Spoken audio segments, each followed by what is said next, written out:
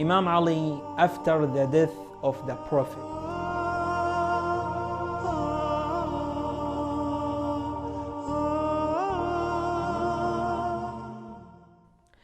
On the day of the death of the Prophet, Imam Ali was 33 years old. Nevertheless, he was the best in religious virtues and the most outstanding among the companions of the Prophet.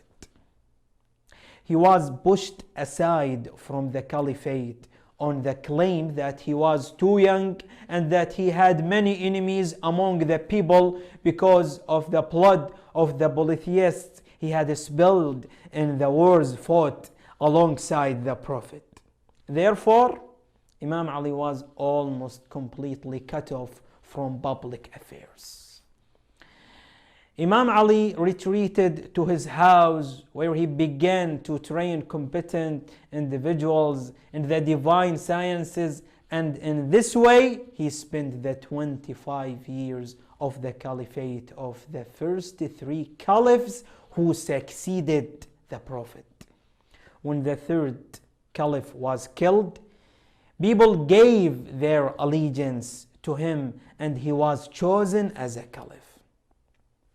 During his caliphate of nearly 4 years and 9 months, Imam Ali followed the way of the Prophet and gave his caliphate the form of a spiritual movement and renewal, and began many different types of reforms.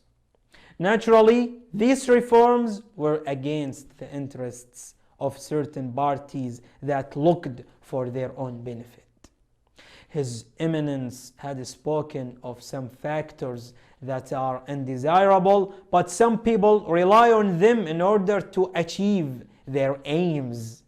Actions like deceit and other things like it, like fraud and hypocrisy, and whoever considers them as a good manners is criticized by the Imam. That one who knows what its consequences are doesn't resort to deceit.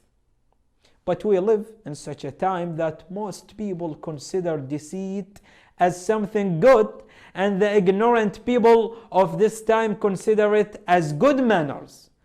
What shall be there for them? The Almighty Allah shall kill them. The man who is aware sees the form of deceit, and in front of it he sees the obstacle of divine do's and don'ts. Thus he leaves it in a knowing manner while he was having the power to commit it. However, those who don't observe precaution in religion consider this opportunity best.